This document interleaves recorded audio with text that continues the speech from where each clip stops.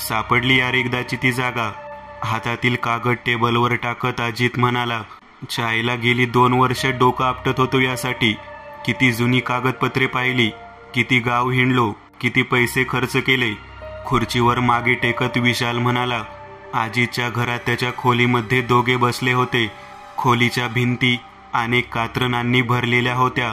जुन्या कागदांच्या Xerox, photo, sticky notes जागोजागी चिटकवले होते. तिथे असणारे सर्व टेबल कागदांनी भरले होते. बाजूला 2 लॅपटॉप मोठ्या स्क्रीनला जोडून ठेवलेले. त्यावर गुगल मॅप चालू होता आणि लोकेशनचा तो लाल आयकॉन एका गावाच्या नावावर स्थिरावला होता, हरळे. विशाल, तो खजाना आपल्या महाराष्ट्रामधल्या एका गावात असेल असं आधी कोणी सांगितलं असतं तर विश्वास बसला असता का? नाही रे, आपण देशात कुठे कुठे गेलो पण हातात काहीच लागले नाही. विशाल म्हणाला, बरं झालं काशीमध्ये आपल्याला हे जुनं बाळ मिळालं. त्यात ह्या गावाचा उल्लेख सापडला, गावाचा आणि त्या गुहेचा देखील. ती गुहा आपल्याला गावामध्ये जाऊन शोधावी लागेल. कधी निघायचं मग? बघू, अश्विनी सोबत बोलतो आधी. हां, आधी बायकोची परवानगी घ्यावी लागेल ना. हसत विशाल म्हणाला, मी कुठे पण फिरत असतो, ती काही बोलत नाही, पण हा शोध महत्वाचा आहे. तिची देखील यात किती फरफड झाली आहे. हो रे, माहिती आहे.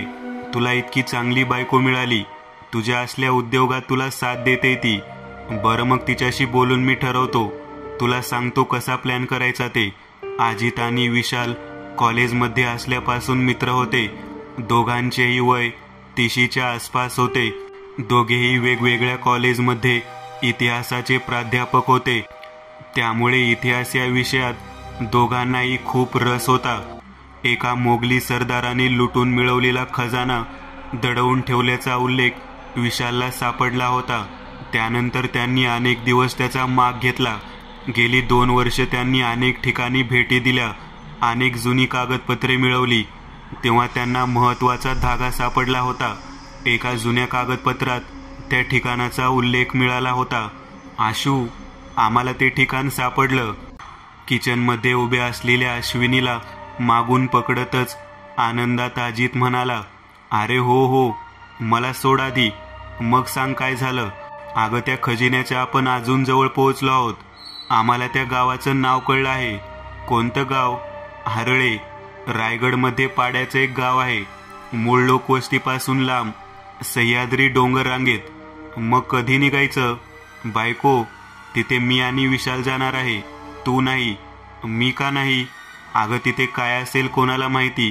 ते गाव कसं आहे, राहायला कुठे मिळेल, कशाचा अंदाजच नाही. हां, पण मी करेल ॲडजस्ट. नाही, तू इथेच थांबायचं आहे. आम्हाला उशीर झाला किंवा काही संपर्क झाला नाही तर तू सुशीलला घेऊन तिकडे ये. अजितने विशालला फोन केला. येत्या शुक्रवारी निघायचा बेत ठरला. दोघांनीही दुसऱ्या दिवशी कॉलेजमध्ये 2 दिवसाची रजा टाकली. हरळेमध्ये 4 दिवस त्यांना पुरे होणार होते. सोबत काही कपडे आणि गरजेचे सामान घेऊन विशालच्या कारने शुक्रवारी मध्यरात्री ते दोघे हरळेच्या दिशेने निघाले. शनिवारी सकाळी ते हरळे फाट्यावर पोहोचले. मुख्य रस्त्यापासून ते गाव खूप आत होते. रस्ता तर नव्हताच, फक्त पायवाट होती. त्या पायवाटेने कशीबशी कार घेऊन ते चालत होते. काही वेळानंतर ते नदीजवळ पोहोचले. नदीवरून गावात जायला पूल होता. पुलाच्या अलीकडे त्यांनी कार लावली आणि पूल ओलांडून त्या गावात आले. गावामध्ये आल्यावर त्यांनी कुठे खोली भाड्याने मिळेल का हे पाहायला सुरुवात केली, कारण त्या गावात कुठेही हॉटेल नव्हते. तिथे असणारे एका टपरीवाल्याला विशालने विचारले, इथे कुठे 4 दिवसासाठी खोली मिळेल का?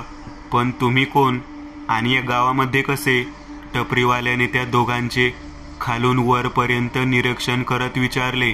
आम्ही इतिहास अभ्यासक आहोत. या गावात जुन्या लेण्या, गुहा आहेत, त्यांचा अभ्यास करण्यासाठी आलो आहोत.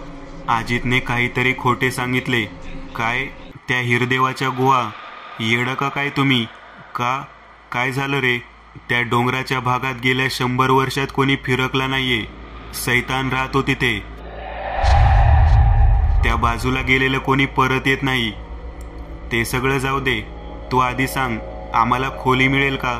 हां, ती मिळेल हो. इथून 6 घर सोडली की उजव्या हाताला वळा.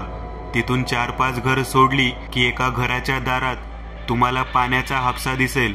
त्या घरात विचारा, सुगंधा मावशी राहते तिथे. तिच्याकडे आहेत काही खोल्या. टपरीवाल्याचा निरोप घेऊन ते दोघे सुगंधा मावशीचे घर शोधत निघाले. त्या हापशासमोर असलेल्या घराचे विशालने दार वाजवले. जवळपास 50च्या आसपास वय असलेल्या एका स्त्रीने दार उघडले. कोण तुम्ही? काय पाहिजे? त्या स्त्रीने विचारले. तुम्ही सुगंधा मावशी ना? हो, मीच. पण काय झालं? तो टपरीवाला म्हणाला तुमच्याकडे राहायला खोल्या आहेत. आम्हाला एक खोली हवी होती. हा मिळेल. पण कोण तुम्ही? कुठून आलात? आम्ही इतिहासाचे अभ्यासक आहोत. या गावापासून काही अंतरावर असलेल्या लेण्या आणि गुहांचा अभ्यास करण्यासाठी आलो आहोत. म्हणजे तुम्ही त्या डोंगरात जाणार? हां, म्हणजे त्या गुहा जिथे आहेत तिथे. अरे पोरांनो, कशाला जीवाशी खेळताय? ती जागा सैतानाची आहे. मावशी, आम्ही काळजी घेऊ सगळी. आम्हाला 4 दिवस खोली पाहिजे. बरं, तुम्ही थांबा थोडा वेळ. मी बंड्याला सांगून बाजूची खोली नीट करून घेते. काही वेळ गेला. त्यानंतर सुगंधा मावशी त्यांना खोली दाखवायला घेऊन गेल्या. हे बघा पोरांनो, ही खोली आहे. सकाळी बाहेर बंबातून गरम पाणी घ्या. बाकी पाणी मागच्या विहिरीतून आणावं लागतं. मावशी, तुम्ही एकट्याच राहता? हो, इथे एकटीच. एक मुलगा आहे, तो पुण्यात असतो. इथं घरकामाला बंडे आहे. त्यांनी खोलीमध्ये काही वेळ आराम केला. जेवणाची सोय मावशीकडे झाल्याने मोठा प्रश्न सुटला होता. दुपारी जेवण करताना बंड्या तिथेच होता. जवळपास विशीचा वाटत होता. त्याला पाहून विशाल म्हणाला, बंड्या, आम्हाला गावातला डोंगर दाखवतो का? नाही दादा, तिकडे जायला बंदी आहे. जुने पडके घर पण आहे तिकडे. अरे तू आम्हाला दाखव फक्त. येऊ नकोस त्या डोंगरावर. पण मला काय मिळेल? तुला आम्ही 500 रुपये देऊ. फक्त आम्हाला तो रस्ता दाखव. चालेल, पण मी त्या घरापर्यंतच येणार. ते तिघे त्या डोंगराकडे निघाले. जवळपास 1 तास चालल्यानंतर ते त्या डोंगराजवळ आले. डोंगर रांग आडवी उभी दूरवर पसरलेली. जसजसे ते जवळ जाऊ लागले त्यांचे लक्ष समोरील घराकडे गेले. जुने दगडी बांधकामातील ते घर होते. त्याचा काही भाग ढासळला होता. दादा, हेच ते घर. ह्याच्या पलीकडे कोणी कधीच जात नाही. हे घर किती जुनं आहे? विशालने विचारले. 100 वर्षापेक्षा तरी जास्तच. इंग्रजांच्या काळातील बांधकाम आहे. अजून पण मजबूतीने उभा आहे. समोर दिसत आहे त्या झाडी पलीकडे त्या गुहांची सुरुवात होते. बरं, चल आता परत जाऊ. आम्हाला समजला रस्ता, विशाल म्हणाला. संध्याकाळी ते तिघे पुन्हा घरी आले. विशाल आणि अजितने तयारी सुरू केली. दुसऱ्या दिवशी सकाळी लवकर ते त्या डोंगरात जायला निघणार होते. सोबत काही हत्यारे देखील आणलेली. विशालने त्याच्या बाबांचे रिव्हॉल्वर आणले होते. सकाळी सुगंधा मावशीकडून खायचे भरपूर सामान घेऊन ते दोघे त्या डोंगराकडे निघाले. सकाळी 8 वाजता ते त्या पडक्या घराजवळ पोहोचले. त्या घरापासून ते पुढे चालत निघाले. थोडं पुढे गेल्यावर दोघेही थांबले. विशाल, तुला असं वाटत नाही का? ही झाडी लांब वाटत होती, पण आता अचानक जवळ वाटत आहे. अजित म्हणाला. हो रे, मला हेच वाटते. हा भ्रम आहे की खरंच आहे? भ्रमच असेल. चल आता पुढे जाऊ. ती झाडी हळूहळू दाट होऊ लागलेली. परतीचा रस्ता लक्षात राहावा म्हणून अजित झाडांवर खुणा करत होता. सुरुवातीला छोटे वाटलेले जंगल आता खूप मोठे वाटत होते. जवळपास 2 तास ते त्या जंगलात चालत होते. ते जंगल काहीसं वेगळं भासत होतं. तिथे कोणत्याही पक्षाचा, प्राण्याचा आवाज नव्हता. एक घनघोर शांतता होती. वारा थिजला होता. झाडाचे पान देखील हालत नव्हते. ते दोघे चालत होते तिथे रस्ता असा नव्हताच.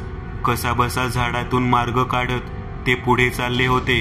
दुपारी 12च्या दरम्यान ते एका अशा ठिकाणी येऊन थांबले जिथे समोर तीव्र उतार होता आणि तो उतार संपतो तिथे एक गुहा दिसत होती. त्या उतारावरून दोघे सावकाश खाली उतरले. गुहेच्या जवळ एका झाडाखाली बसून ते जेवले. काही वेळ आराम करून ते गुहेमध्ये निघाले. तिथे गवत जमले होते. हातात रिव्हॉल्वर घेऊन विशाल पुढे झाला. एका हातात टॉर्च आणि दुसऱ्या हातात काठी घेऊन अजित त्याच्या मागोमाग गुहेमध्ये आला. सुरुवातीला उजेड होता, पण जसजसं ते आत चालले होते तसा अंधार अधिक गडद होत होता. ते आत गेले तेव्हा भिंतीवर टॉर्च फिरवत होते. अचानक विशाल दचकला आणि मागे हटला.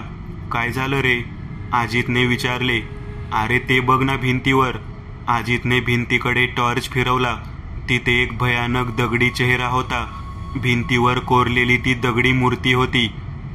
मूर्तीचा चेहरा हवेत लटकत होता आणि त्याचे धड खाली पडले होते. अरे कसली मूर्ती आहे ही? मूर्तीच्या आजूबाजूला टॉर्च फिरवत अजित पुढे गेला आणि म्हणाला, हिरण्याक्ष. काय? हे काय मध्येच? अरे ही मूर्ती रे, हिरण्याक्षची आहे. कशावरून? अरे तू फक्त एक मूर्ती पाहिली, तिथे उजव्या बाजूला वरती मोठी मूर्ती पहा ना. विशालने त्या शेजारील मोठ्या मूर्तीवर टॉर्च फिरवला. वराह. हा बरोबर, वराह. विष्णूने वराह अवतारात हिरण्याक्ष राक्षसाचे शिर छाटले होते, पण त्याची मूर्ती इथे कसं काय? काय माहीत. ते दोघे तसेच पुढे चालत राहिले. आजूबाजूला अनेक चित्रविचित्र मूर्ती भिंतीवर कोरलेल्या. आतमध्ये सूर्यप्रकाश तर नव्हताच. अचानक त्यांना जाणवले गुहा उजवीकडे वळते आहे. ते तसेच चालत राहिले.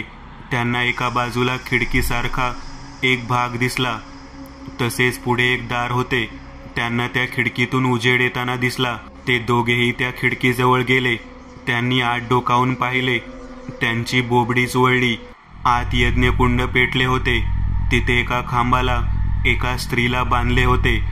त्या पलीकडे असलेल्या एका खांबाला तरुण पुरुषाला बांधून ठेवले होते. जवळच केळीची काही पाने पडलेली अनेक प्रकारचे अंगारे होते. एका विचित्र चेहऱ्याची मूर्ती ठेवलेली, जिचे डोळे मोठे होते, हिडीस हास्य होते, दात बाहेर दिसत होते, तोंड उघडे होते. सैतानी मूर्ती होती ती. शिवाय एक मोठी कुऱ्हाड तिथे कडेला भिंतीला टेकवून ठेवलेली. आजूबाजूला 3 पुरुष उभे होते. त्यांनी डोक्यापासून पायापर्यंत पायघोळ काळी वस्त्रे घातली होती. त्यांचे चेहरे दिसत नव्हते. यज्ञाजवळ बसून एक पुरुष काहीतरी विचित्र मंत्र बोलत होता. हे सगळे सुरू होते, पण विशाल आणि अजितला त्याचा आवाज येत नव्हता. तिथे उभा असलेला एक पुरुष त्या स्त्रीजवळ आला. तिला बांधलेली दोरी सोडली. तिचे दोन्ही हात मागे बांधले होते. तो तिला घेऊन शेजारी असलेल्या दगडाजवळ आला. त्याने मागून तिला धक्का दिला. तिचे गुडघे मुडपले आणि तिचे शरीर दगडावर कलंडले. त्याने तिची पाठ दगडावर दाबून ठेवली. दुसऱ्या पुरुषाने भिंतीला टेकवून ठेवलेली ती कुऱ्हाड उचलली. रुंद पाते असलेली ती कुऱ्हाड चकाकत होती. तो ती कुऱ्हाड घेऊन त्या वाकलेल्या स्त्रीजवळ आला. तो पुरुष काय करणार आहे याची अजितला कल्पना आली. त्याच्या बॅगच्या कडेला असलेल्या हुकमध्ये त्याने छोटा चाकू अडकवला होता. त्याने झटकन तो चाकू काढला आणि त्या पुरुषाच्या दिशेने फेकला. पण आश्चर्य, तो चाकू त्या खिडकीमध्येच गडप झाला. काय झालं हे अजितला लक्षात येईपर्यंत त्या पुरुषाने कुऱ्हाड वर उचलली, पार डोक्याच्या मागे नेली आणि वेगाने ती कुऱ्हाड खाली आली. पहिल्याच घावात त्या स्त्रीचे डोके धडावेगळे झाले. रक्ताच्या चिळकांड्या उडत त्या स्त्रीचे कबंध काही वेळ तडफडले आणि शांत झाले. त्या बांधून ठेवलेल्या तरुणाच्या बाबतीत पण तेच झाले. त्याला देखील त्याच दगडावर आणले आणि त्याचे मस्तक छाटणार इतक्यात विशाल धावत त्या दाराजवळ गेला. इथून अजित ते दृश्य पाहत होता. त्या तरुणाचे मस्तक देखील धडावेगळे झाले, पण तिथे दारात विशाल मतिगुंग झाल्यासारखा थबकला होता. अजितने विशालकडे पाहिले. तो विशाल जवळ गेला. काय रे, तू आत का गेला नाही? अजितने विचारले.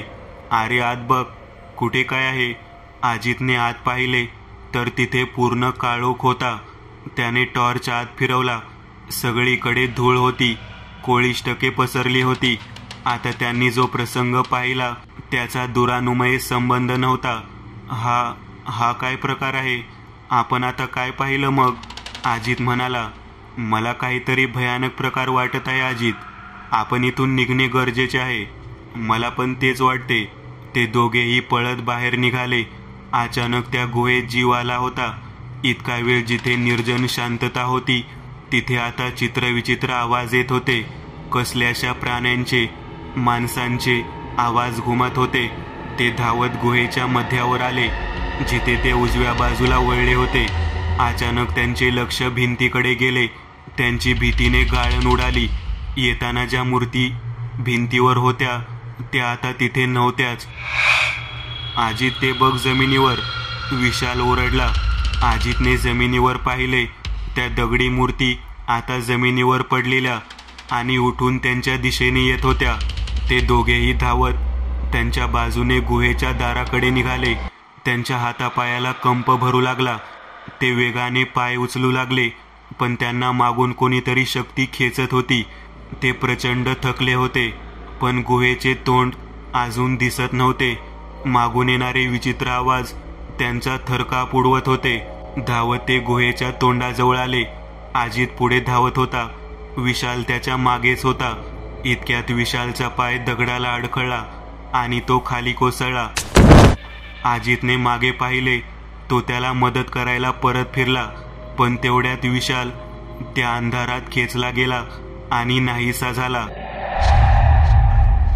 घाबरलेला अजित तसाच गुहेतून बाहेर पडला. त्या गुहेच्या अंधारात उभ्या असलेल्या त्या काळ्या सावल्या अजितला स्पष्टपणे दिसल्या. तो तसाच जंगलात धावत सुटला. झाडांच्या जंजाळातून शक्य तसा तो धावत होता, पण धावताना त्याच्या लक्षात आले सूर्य अस्ताला जात आहे. पण तो स्वतःशी विचार करत होता, त्या गुहेत तर अर्धा तास पण वेळ गेला नसेल, मग इतक्या सूर्यास्त कसा? तो तसाच धावत होता. त्याला कल्पनाच नव्हती तो कुठे धावत आहे. ज्या रस्त्याने ते आले होते तो रस्ता तर तो केव्हा चुकला होता, पण त्याला खूप धाप लागली होती. एका झाडाच्या बुंध्याला तो टेकून उभा राहिला. त्याचे शरीर घामाने निथळत होते. पुढे काय करायचे या विचाराने त्याचे डोके बधीर झाले होते. अजित झाडाच्या बुंध्याला टेकून उभा होता. त्याचे अंग घामाने निथळत होते. त्याचा ऊर भरून आलेला. कोणत्या दिशेला जावे हे त्याला कळत नव्हते. इतक्यात अचानक कोणीतरी मागून त्याच्या खांद्यावर हात ठेवला. दचकून तो बुंद्यापासून लांब झाला. त्याने मागे वळून पाहिले. तिथे विशाल उभा होता. विशाल, तू तू तू तर त्या गुहेत? घाबरत अजित म्हणाला. अरे, मी पळून आलो तिथून. पण कसं काय? तू तर... अरे मूर्खा, तू आता बोलत बसणार आहेस का? चल पळ इथून. विशाल आल्यामुळे अजितला हुरूप आला होता. त्याचा थकवा नाहीसा झाला. विशाल तसा चालू लागला. त्याच्या मागे अजित देखील निघाला. जंगलातून, झाडाझुडपातून ते दोघे कितीतरी वेळ चालत राहिले. आता सूर्य अस्ताला गेला होता. अंधार दाटून यायला सुरुवात झालेली. अजितने खिशात असलेली छोटी टॉर्च काढली. त्याच उजेडात विशाल पण चालत होता. विशाल, आपण खूप चाललो आहे, आता थांबूया थोडा वेळ. अजित झाडाचा आधार घेत म्हणाला. अरे चल, पुढे कुठेतरी थांबू. असं म्हणत विशाल तसाच पुढे चालू लागला. अजित असाही खूप घाबरला होता. विशाल पुढे निघाल्यामुळे तो देखील त्याच्या मागे मागे जाऊ लागला. अजितला जाणीव झाली तो एका उताराच्या जवळ आला आहे आणि विशाल त्या उतारावरून खाली जात आहे. अचानक त्याला जाणवले तो उतार त्या गुहेच्या जवळचा आहे. विशाल, थांब, तू परत त्या गुहेकडे जातोय. अजित ओरडू लागला. इतक्यात अजितच्या शेजारून कोणीतरी गेले. त्याने वळून पाहिले, पण तिथे कोणीच नव्हते. शेजारील झाडे हालत होती. त्याने टॉर्च फिरवून आजूबाजूला पाहिले. विशाल कुठेही दिसत नव्हता. इतक्यात त्याचे लक्ष एका झाडाकडे गेले. तिथे एक स्त्री पाठमोरी उभी होती. तिचे कपडे जुन्या पद्धतीचे होते. अजित तिच्या जवळ गेला. तिच्या अंगावर अजितच्या टॉर्चचा उजेड पडला. तेव्हा तिने मागे वळून पाहिले. ते दृश्य पाहून अजितची जीभ टाळ्याला चिटकली.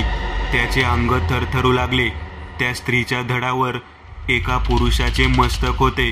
हा तोच पुरुष होता ज्याची हत्या करताना अजितने त्या खिडकीमधून पाहिले होते. कशातरी विचित्र आवाजात अजित ओरडत मागे सरकला आणि तिथून निघून जायचा प्रयत्न करू लागला. तोच त्याच्या समोर एक पुरुष आला ज्याच्या मानेवर स्त्रीचे मस्तक होते. आणि ही तीच स्त्री होती जिची हत्या होताना अजितने पाहिले होते.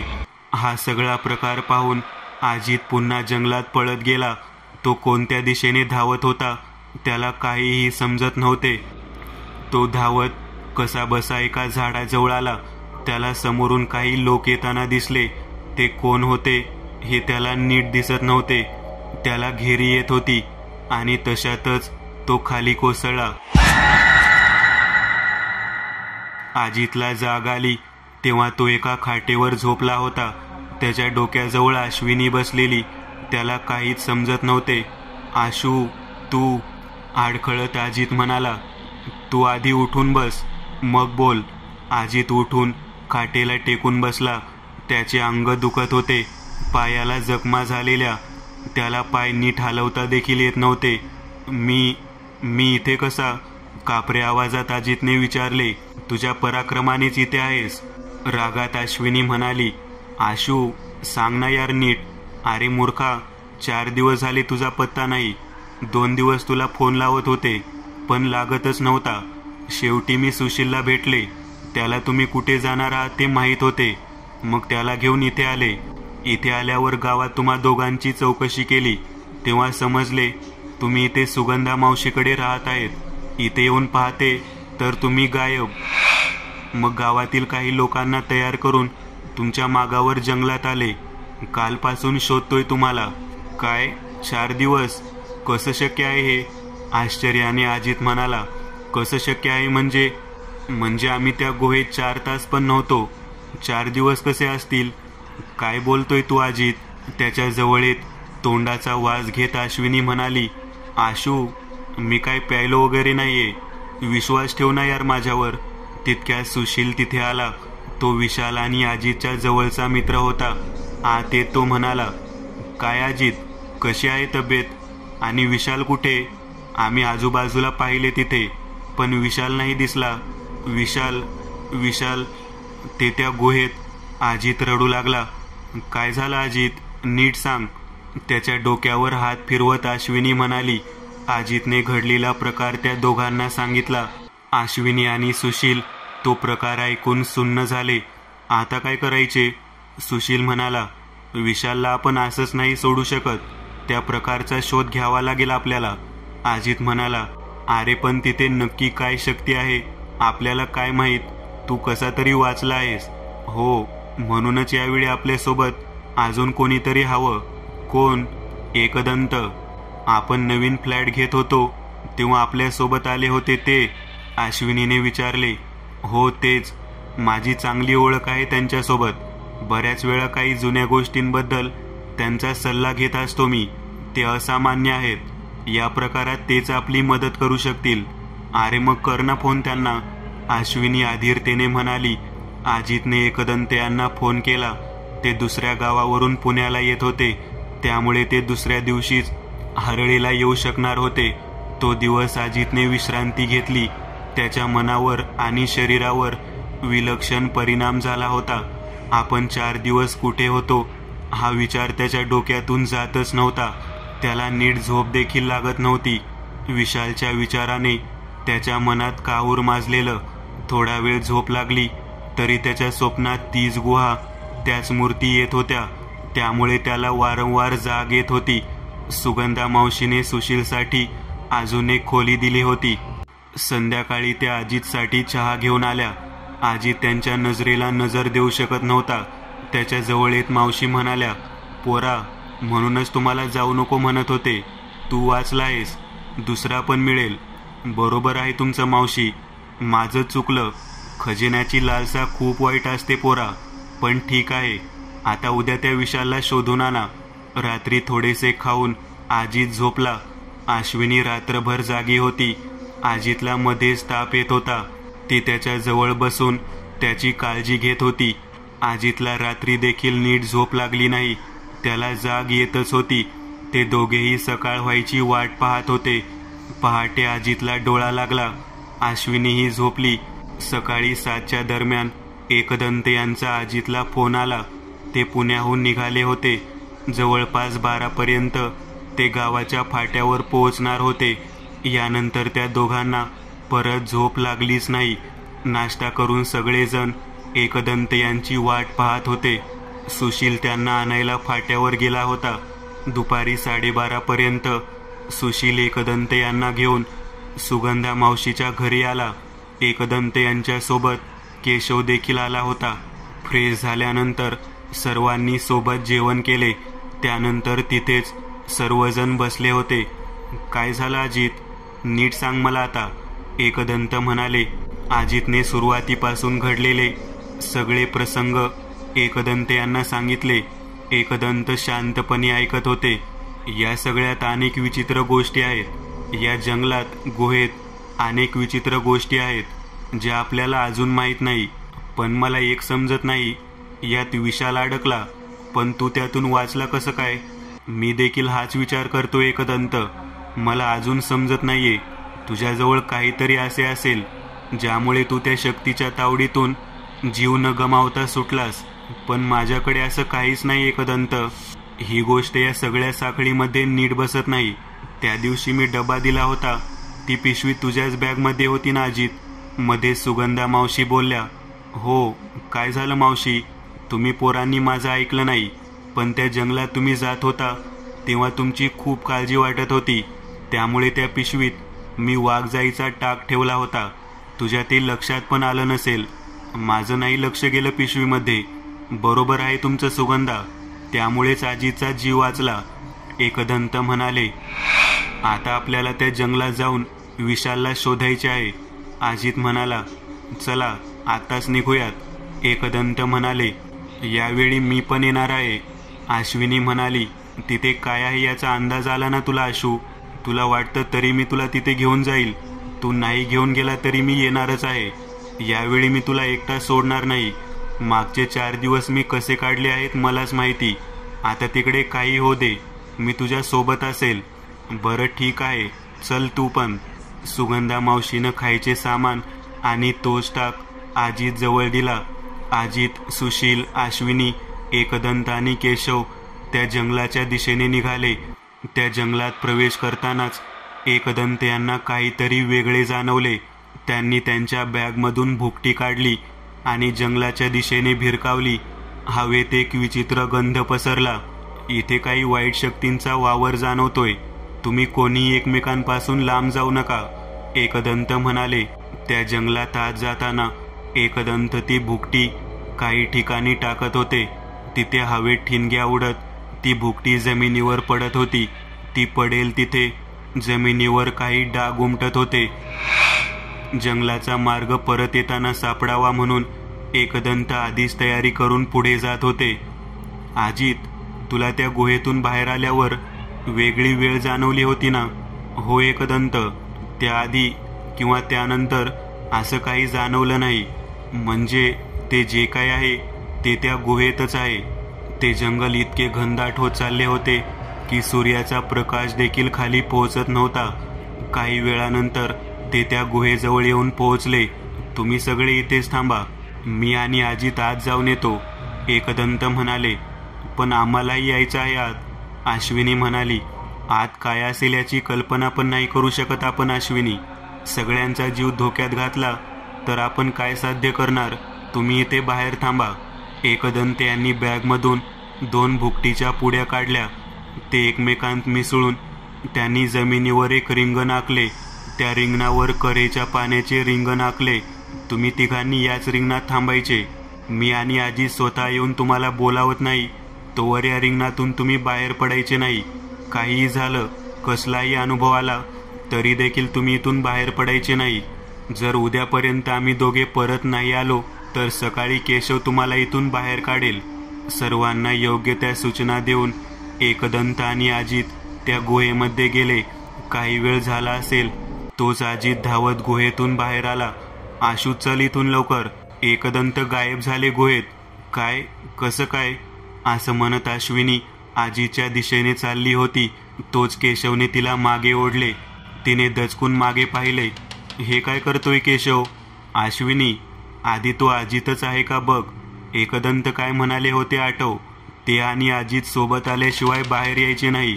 अश्विनी आतच थांबली. तिथे अजित ओरडत तिला बोलावत होता, पण अश्विनी गेली नाही. हळूहळू अजितचे रूप बदलू लागले. त्याची त्वचा गळू लागली. कपडे त्यासोबत खाली गेले. हळूहळू मांस खाली येऊ लागले. त्याचा हाडाचा सांगाडा दिसू लागला. हे पाहून अश्विनी भेदरली. तिला बाहेर जावं वाटत होतं, पण केशवने तिला पकडून ठेवली होती. हळूहळू तो सांगाडा देखील धुळीत मिसळला. बघितलं का अश्विनी, तो अजित नव्हता. हो केशव, माझ्याही लक्षातच आलं नाही असा प्रकार असेल काही. त्यांना चित्रविचित्र आवाज येत होते. शांत जंगलात अचानक सोसाट्याचा वारा सुटला. माती पाने उडत होते, पण हे सगळं त्या रिंगणाच्या बाहेर. त्याच्या त्या तिघांना कसलाच त्रास होत नव्हता. एकदंत आणि अजित गुहेमध्ये आत चालले होते. एकदंत यांनी त्यांच्या जवळ असलेले एक घड्याळ हातात पकडले. ते पुढे जात होते, पण त्यांचं लक्ष त्या घड्याळावर देखील होते. त्यांनी येताना त्या मूर्ती पाहिल्या. त्या मूर्ती भिंतीवर तशाच होत्या. त्या गुहेतील प्रसंग अजितला आठवला, तेव्हा त्याच्या अंगावर काटा उभा राहिला. त्या मूर्ती जिवंत आहेत याचा तो साक्षीदार झाला होता. गुहेतून पुढे जाताना त्यांना ते वळण दिसले जिथून अजित आधी गेला होता. उजव्या हाताला वळल्यावर एकदंत जागेवरच थांबले. थांब अजित, इथे काहीतरी वेगळं आहे. हातातील घड्याळाचा काटा फिरायचा थांबला. म्हणजे काय एकदंत? म्हणजे इथे काळगती वेगळी आहे. हे घड्याळ साधारण घड्याळ नाही. काळाच्या मापात होणारा थोडासा बदल देखील हे घड्याळ दाखवते. मग आता काय? इथली माती घे आणि आता चल. तू जिथे ते दृश्य पाहिले त्या खोलीत जाऊ. हे जितक्या वेगाने करता येईल तेवढं करायचं. ते दोघे त्या खोलीजवळ आले जिथे त्या स्त्री पुरुषाची हत्या करण्यात आलेली. त्या खोलीमध्ये आल्यावर एकदंत यांनी तिथली माती सोबत घेतली. ते तिथून वळणावर आले. अचानक त्यांच्या लक्षात आले, गुहेमधला काळोख अधिक गडद झाला आहे. आपण इथे थांबणे खूप धोक्याचे आहे अजित. आपल्याला गुहेतून बाहेर निघावं लागेल. आजूबाजूला नीट पहा, कुठे काय दिसते? एकदंत म्हणाले. पण नक्की काय झालं एकदंत, ते मी तुला नंतर सांगेल. आधी बाहेर पडू. टॉर्चच्या उजेडात ते गुहेच्या बाहेर निघाले होते. इतक्यात एकदंत यांचे लक्ष खाली गेले. त्या भिंतीवरील दगडी मूर्ती खाली उतरल्या होत्या. त्या गुहेचा रस्ता अडवून उभ्या होत्या. त्या मूर्ती हळूहळू त्या दोघांच्या दिशेने येत होत्या. आता काय एकदंत? एकदंत यांनी त्यांच्या बॅगमधून करेच्या पाण्याची बाटली काढली. त्यातले पाणी ओंजळीत घेऊन काही मंत्राचा जप केला आणि ते पाणी त्या मूर्तीच्या दिशेने शिंपडले. त्या मूर्ती मागे सरकल्या. ते पुन्हा करत एकदंत पुढे सरकत होते आणि त्या मूर्ती मागे सरकत होत्या. काही वेळात त्या मूर्ती पुन्हा भिंतीजवळ गेल्या आणि त्यांच्या जागी चिकटल्या. त्यानंतर त्यांनी बॅगमधून दिवटी काढली आणि लायटरने ती पेटवली. अजित, ही दिवटी एका विशिष्ट तेलात भिजवली आहे. त्यामुळे इथल्या वातावरणावर आपला प्रभाव काही क्षण राहील. त्यातच आपल्याला बाहेर पडायचे आहे. ते दोघे तसेच पुढे जात होते. अजित त्या मूर्तीवर टॉर्च फिरवत पुढे निघाला होता. इतक्यात तो थबकला. एकदंत पुढे जात थांबले. काय झालं अजित? त्या भिंतीवर काय अजित? काय बोलतोय? तिथे विशाल आहे. एकदंत यांनी त्या भिंतीकडे पाहिले. अजितच्या हातात असलेल्या टॉर्चचा उजेड एका मूर्तीवर रोखलेला. ती मूर्ती पुरुषाचीच होती. त्याच्या खांद्यावर बॅग होती. डोक्यावर टोपी होती. हा विशाल आहे? एकदंत आश्चर्याने म्हणाले. हो एकदंत, ही त्याचीच मूर्ती आहे. ते त्या भिंतीजवळ गेले.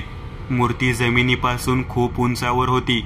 एकदंत यांनी हातात करेचे पाणी घेऊन काही मंत्र म्हणून ते पाणी त्या मूर्तीवर शिंपडले, पण काहीच झाले नाही.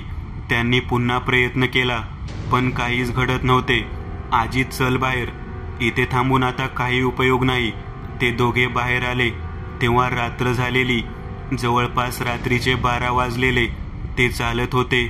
इतक्यात त्यांच्या समोर ती स्त्री आली जिच्या मानेवर पुरुषाचे मस्तक होते. तिने काही करायच्या आतच एकदंत यांनी हातातील बाटलीतील पाणी तिच्यावर शिंपडले. ती तशीच गायब झाली. एकदंत आणि अजित त्या रिंगणाजवळ आले. आता ते तिघे वाट पाहून कंटाळले होते. चला या बाहेर, एकदंत म्हणाले. तुम्ही आत या, आम्ही का बाहेर येऊ? केशव म्हणाला, तुझं कौतुक वाटतं केशव मला. रिंगणाच्या आत येत एकदंत म्हणाले, आम्हाला एक अनुभव येऊन गेला आहे एकदंत, म्हणून आम्ही विश्वास ठेवला नाही. तेच बरं केलं. अजित, ये तू आत रिंगणाच्या. इथेच बसू. मला पिशाचे वेद दे केशव. काय झालं एकदंत? मला आधी या गुहेचा भूतकाळ पाहायचा आहे. ही गुहा कसली आहे, कोणी बांधली, सगळं. एकदंत यांनी पिशाचे वेद समोर पकडला. त्यावरती गुहेतील माती ठेवली. एखाद्या वस्तूच्या साह्याने त्याचा भूतकाळ पाहायची जी सिद्धी पिशाचे वेदामुळे त्यांना मिळाली होती, तिचा वापर करून त्यांनी त्या गुहेचा भूतकाळ पाहिला. काहीतरी विचित्र दिसत असल्याने कपाळावर घाम जमा झाला होता. काही वेळाने त्यांनी डोळे उघडले आणि पिशाचे वेद बाजूला ठेवला आणि म्हणाले, ही गुहा खूप पुरातन आहे. म्हणजे कदाचित सृष्टी निर्माण झाली तेव्हाच ही गुहा देखील निर्माण झाली. पण मग या गुहेत त्या मूर्ती आणि ते इतर प्रकार. अजित म्हणाला. एकदंत यांनी त्या गुहेचा इतिहास सांगायला सुरुवात केली. तो काहीसा असा होता. हिरण्याक्षने इंद्रावर विजय मिळवला तेव्हा सगळे देव स्वर्गलोक सोडून वरुण देवाच्या आश्रयाला गेले. तेव्हा हिरण्याक्षने देवांचा खजिना लुटला आणि या गुहेत लपवला. त्यानंतर त्याने या गुहेला एका कालचक्रामध्ये बदलले. त्यामुळे कोणताही मनुष्य किंवा देव कधीच त्या खजिन्यापर्यंत पोहोचू शकणार नाही. ही गुहा भूगर्भात किती खोल असेल याचा अंदाज न केलेला बरा. या गुहेच्या प्रत्येक वळणावर काळाची गती बदलत आहे. आता बघ, आपण त्या खोलीमध्ये किती वेळ होतो, पण बाहेरच्या जगात काळ किती पुढे गेला आहे. त्यामुळे सामान्य माणूस या गुहेच्या अंधकारात भटकत राहील. त्यानंतर त्याने त्याच्या अद्भुत मायेने या गुहेला श्रापित बनवले. जो कोणी मनुष्य गुहेत खजिन्याच्या हेतूने येईल तो मूर्ती बनून जाईल आणि पुढे त्याच मूर्ती हा श्राप पुढे नेतील. हिरण्याक्षच्या अनुयायांनी त्याची भव्य मूर्ती गुहेच्या भिंतीवर बनवली. त्या दिवशी त्या वाघजाईच्या टाकामुळे तू वाचला, पण विशालला त्या मूर्तीने स्पर्श केला आणि तो देखील त्यांच्यापैकीच एक मूर्ती बनला.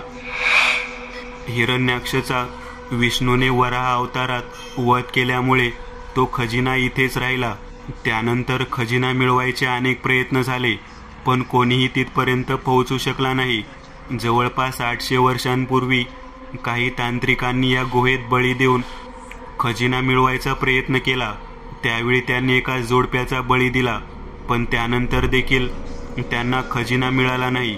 त्यांच्या शक्तीच्या जोरावर ते या गुहेतून बाहेर पडले, पण वेगळ्याच काळात. या गुहेमध्ये मनुष्याला भरकटवायचे असे अनेक प्रकार आहेत, ज्यामुळे मनुष्यांची मती गुंग व्हावी.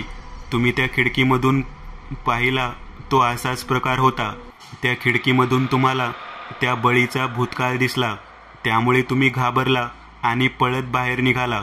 इतकं बोलून एकदंत म्हणाले, पण विशालचं काय एकदंत? त्याचा श्राप तोडायचा मी प्रयत्न करून पाहिला, पण तो हिरण्याक्षने दिलेला श्राप आहे. या जगात कोणीच मनुष्य नाही जो तो श्राप तोडू शकेल. म्हणजे विशाल असाच राहणार? होय, आपण त्याला काहीच करू शकत नाही. खजिन्याच्या हव्यासापोटी एका विचित्र श्रापाचा तो बळी पडलाय. हताशपणे एकदंत म्हणाले, आणि तो खजिना तो या गुहेच्या गर्भात कुठेतरी सुरक्षित आहे आणि कायम राहील देखील. कारण जे देव करू शकले नाहीत ते मनुष्य कुठून करणार? आणि मला जो भास झाला विशालचा, ते काय होतं? आणि ते स्त्री पुरुष हे त्या दोघांचे आत्मे आहेत ज्यांचे बळी दिले होते. ते आत्मे अजून या जंगलात भरकटत आहेत. लोकांना इथेच अडकवून ठेवून ते त्यांचा छळ करतात आणि मारतात. आता काय करायचे? आता हे जंगल त्या आत्म्यांपासून मुक्त करायचे. परत कोणी या सापळ्यात अडकता कामा नये. तिथे असलेली लाकडे आणि दगडे गोळा करून एकदंत यांनी यज्ञ पेटवला. पिशाचे वेद समोर धरून त्या आत्म्यांना आवाहन केले. काही मंत्रांचा जप सुरू झाल्यावर आजूबाजूचे वातावरण बदलले. अचानक खाली पडलेली झाडे एकदंत यांच्या अंगावर येऊ लागली. एकदंत कसाबसा बचाव करत होते, पण तरी काही फांद्या सगळ्यांच्या अंगाला लागत होत्या. एक फांदी उडून यज्ञात पडणारच होती. तोच केशवने ती फांदी बाजूला ढकलली. काळ्या सावल्या त्यांच्या आजूबाजूला फिरत होत्या. एकदंत यांनी कमंडलू हातात घेतले. नंतर त्यांच्या बॅग ज्या विविध प्रकारच्या वस्तू असतात त्यातील त्यांनी एक पुडी बाहेर काढली. कानिपना त्यांच्या समाधीवरील भस्म होता तो. त्यांनी त्या कमंडलूमध्ये करेचे पाणी ओतले, त्यात तो भस्म टाकला. त्यांनी काही मंत्र पुटपुटले, तसे अचानक किंकाळ्या येऊ लागल्या. वातावरण भारले गेले, पण क्षणात ते सर्व नाहीसे देखील झाले. एकदंत यांनी त्या कमंडलूवर झाकण लावले, मग बॅगमधून एक फडके काढले, त्यावर तो भस्म लावला आणि त्या फडक्यात ते कमंडलू गुंडाळले. आता त्या दोघांना या कमंडलूमध्ये बंद केलं आहे. हे कमंडलू मी माझ्या तळघरात ठेवेल. पण या गुहेचं काय एकदंत? अजितने विचारले. ते आपण मंत्रांनी नाही बंद करू शकत. गावातल्या लोकांनी त्यात दगड टाकून ती बंद करायला हवी. गावात गेल्यावर मी त्या लोकांना सांगेल हे. चला, आता खूप रात्र झाली आहे, एकदंत म्हणाले. ते सगळे पुन्हा गावात आले. गावाच्या प्रमुखांना त्यांनी घटना समजून सांगितली. ती गुहा बंद करायची त्यांनी मान्य केले. सुगंधा मावशीचा निरोप घेऊन ते सगळे पुण्याकडे निघाले, पण मनात विशालच्या आठवणी ठेवूनच. मित्रांनो, आज पुरतं एवढंच. तुम्हाला जर काही गोष्ट आवडली असेल तर नक्की लाईक करा. तुमच्यापैकी बरेचसे जण व्हिडिओ लाईक न करताच पळून जातात, पण हा जर व्हिडिओ तुम्ही लाईक केला तर मला जरा बरं वाटेल आणि असेच भारी भारी व्हिडिओ बनवायची माझ्यात एनर्जी येईल. त्यामुळे नक्की लाईक करा. आणि अजूनही कोणी या चॅनलला सबस्क्राईब केलेलं नसाल तर लगेच सबस्क्राईब करून टाका. आणि बाजूची घंटी ती मात्र दाबायला विसरू नका. देवाची घंटी आहे ती. चला तर मग पुन्हा भेटूया अशीच एक आगळी वेगळी गोष्ट घेऊन पुढच्या